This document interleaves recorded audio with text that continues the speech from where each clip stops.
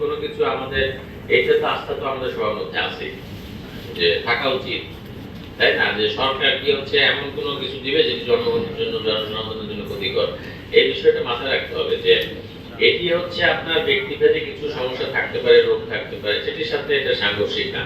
এখন যেটা আমাদের দায়িত্ব যে আমরা যাতে করে হচ্ছে আমাদের সরকারের যে কর্মসূচি রয়েছে সেটি সাকসেসফুল করতে পারি এবং সরকারের যে আমাদের শিক্ষার্থীদের ভালোর জন্যই করছে। আমাদের দেখেন যে হচ্ছে আমাদের ফুড প্যাটার্ন, আমাদের ফুড হ্যাবিট এগুলো কিন্তু সেফ না। শুধু ঢাকা শহর না, আপনি ঢাকা শহরে হচ্ছে দেখবেন যে ম্যাক্সিমাম ক্ষেত্রে আমি ঢাকা শহরে দেখেছি যে আমার অভিজ্ঞতা আশেপাশে যত টাইফয়েড হয়েছে ফুচকা খাই না, এই যে ফুচকার পানিটা আর কি খুবই হলো ফুচকার মধ্যে যে তেঁতুলের গোলা একটা পানি খাই না, এটা খেয়ে কিন্তু ম্যাক্সিমাম আমি দেখছি যে টাইফয়েড আক্রান্ত। বাচ্চারাও স্কুলের বাচ্চারা যে ফুচকা খায় ওই পানিটা কিন্তু আসলে দূষিত পানি ব্যবহার করে ম্যাক্সিমাম ক্ষেত্রে।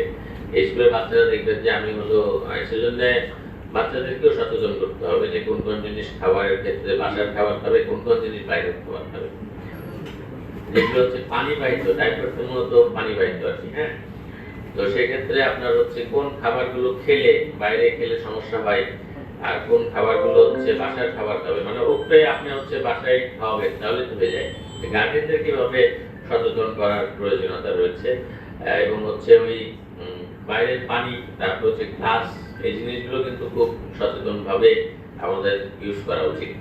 যেটি বললেন যে 90% হচ্ছে ঢাকার রাস্তার যে খাবারগুলো সেগুলো কিন্তু 90%ই হচ্ছে আপনার জন্য নিরাপদ না। এবং আমরা যে মফস্বল যে সবকিছু নিরাপদ ছিল তো বলতে পারি না, তাই না? ঢাকার লোক এখানে আসতেছে, এটা তো মানুষ থেকে মানুষের রোগ ছড়ায়।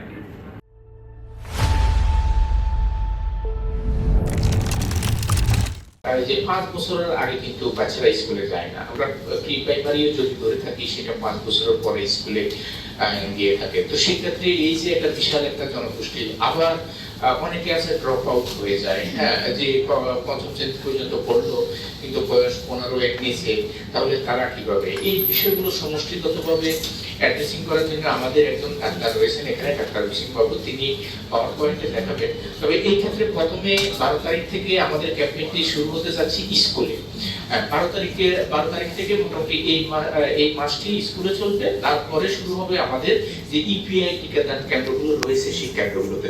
তাহলে যারা আউট অফ স্কুল মানে ড্রপ আউট কিংবা স্কুলে যায় না এখনো, তাদের সবাই ওই কেন্দ্র থেকে স্কুলের পাড়া কেন্দ্র থেকে টিকাটি নিতে পারবে। এই ক্ষেত্রে আপনাদের রোলটা আপনারা নিশ্চয়ই অনেকেই আছেন অনেক দুর্গম এরিয়া, সেখানে যদি আপনারা আপনাদের টেরিটরির ভিতরে সেই কন্ট্রিবিউশনটা রাখতে পারেন।